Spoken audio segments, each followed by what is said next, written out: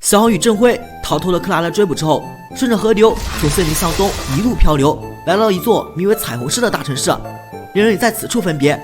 彩虹大学到馆主丽佳在完成关于李汪的课程教学后，来到一间办公室，拨通了小霞的电话。他平日里时常挂满笑容的脸色，此时因为担心小智的安危，有些紧张。小霞，现在情况如何？有小智新消息吗？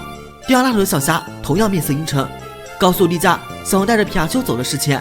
了解到这一情况后，丽佳挂了电话，利用自己到馆主的身份，调用大量人力在彩虹社周围寻找小黄的踪迹。在大范围的搜查之下，很快有消息传来。再说另一边，与郑辉分别后，小黄带着皮卡丘在彩虹社郊外小憩着，连日的奔波使他们身心俱疲。睡梦中，皮卡丘再次梦到了和小智一起与四天王西巴的战斗情形，惊醒后心神不定。小黄感受到皮卡丘的焦虑，一番安抚之后，皮卡丘终于慢慢平静下来。他们约定要一同努力救出小智。这时得到消息后，丽佳终于带着众人赶到此处，看到眼前气势汹汹的一大波人，小黄有些诧异，好在冲突并没有发生。在互相告知了自己的姓名身份后，两人间的气氛有些缓和。丽佳也很清楚地表明了自己的来意，皮卡丘是目前能寻找小智的唯一线索，他要接管皮卡丘，并让彩虹社的精锐部队时刻保护皮卡丘。如果小黄再带着皮卡丘独自前进，很难抵挡敌人的进一步进攻。听了丽佳的话，小黄陷入沉默。突然，一则消息的到来打破了两人间的沉默。有人在彩虹社西郊看到一个很像小智的人。听到这则消息，小黄皮卡丘第一时间赶往西郊，丽佳等人也紧随其后。众人很快到了西郊，出现在眼前的果然是小智。皮卡丘第一时间冲进小智怀抱中，小黄丽佳也很热情地向小智问好。小智紧紧地搂着皮卡丘，突然靠近丽佳，丽佳便迷迷糊糊地昏了过去。小黄发现情况不对，但已经晚了，丽佳已经被控制，皮卡丘也被小智紧紧抓住，即用电击也没有什么效果。发现伪装被识破，小智也撕开了面具，竟是一个身穿白大褂的理工男。他往自己身上加入了香料，就和小智一模一样，同时也携带着绝缘装置，可以说为这次行动做足了准备。有着丽佳做人质，在理工男威胁下，彩虹社的精锐部队也不敢冒险出击。在这种时刻，还是小黄站出来，他告诉理工男，在没找到小智之前，自己就是皮卡丘主人，自己有责任保护皮卡丘的安全。理工男嘿嘿一笑，抛出保命球，命令猫老大、派拉斯、嘎啦嘎啦一起向小黄攻击，自己则趁着机会朝着城里逃走。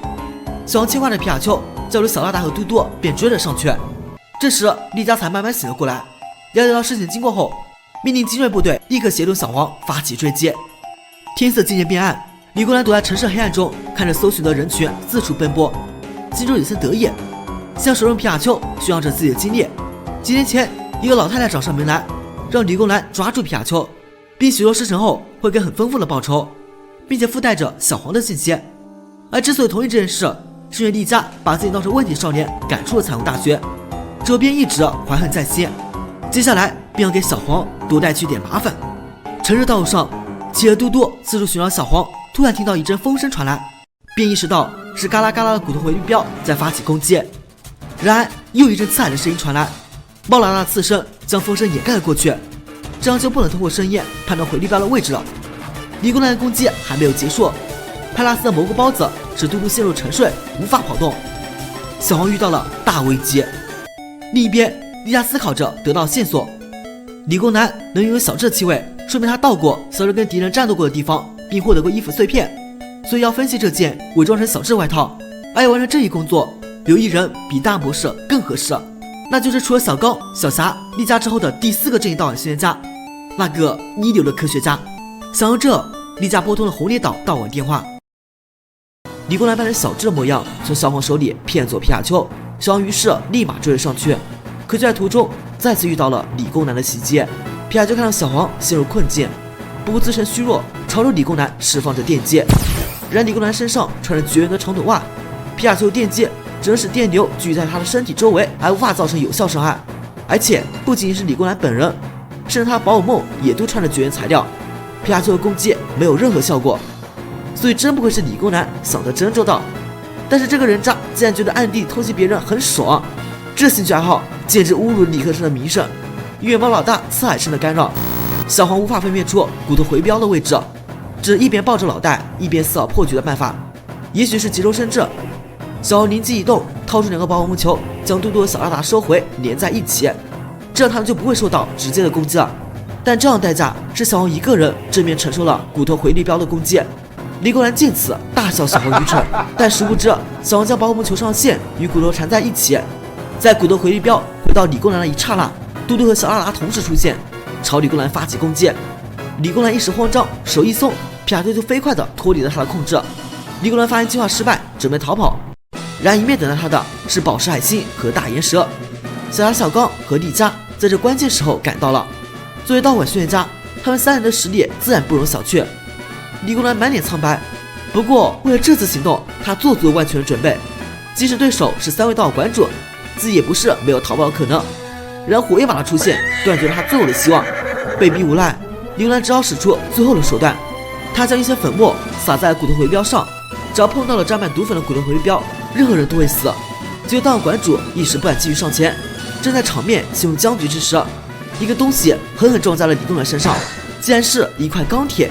原来之前吸附在李公兰周围的电形成静电，而不知什么时候小拉达已经把大楼的废墟啃碎，嘟嘟将这些钢铁踢上天，他们便自动朝李公兰飞去。就这样，李公兰被钢铁压住，只有道馆主将他轻松抓获。夏伯抱起晕倒的小黄，趁来小黄在晕倒之前就已经做好了这些部署，真是心思缜密。事情终于告一段落，道馆主们告诉皮卡丘，让所有人都是关心小智的，他可以自己选择跟随哪个人。然而没有多少犹豫，皮卡丘跑到了累倒在地的小黄身边，蹭他的衣服，表明了自己的态度。小黄看到这一场景，微微点头。原本他还担心寻找小智的重任交这个孩子是否合适，而小黄已经用自己的实际行动证明了自己。接下来工作就从李公兰入手，获得小智下落的线索。没过多久，夏伯的卡利狗就朝城市北边的月见山狂吠起来。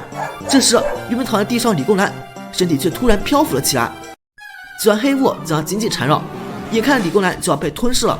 而此时，小黄听到这么大的动静也醒了过来，但小霞却让他好好养伤，这里交给我们这些正义的道馆训练家就行。于是小霞、小刚叫出了龙龙石和巨日兽，连同之前夏伯的卡利狗一起，把李公兰漂浮着的身体压了下去。此时黑雾也就现出了真身，是鬼司，主要是保姆梦在作怪。道馆主们都放松了下来。夏伯让卡利狗使入热风，试图吹散是气质状态的鬼司，然丽佳却发现热风的攻击方向会波及到前面的野生绿毛虫。危急时刻，还是小黄站出来，他将皮卡丘的保护木球朝树上扔去，皮卡丘则带着绿毛虫躲过了攻击。在看到小黄的这一行动后，道馆主们对他更加欣赏了。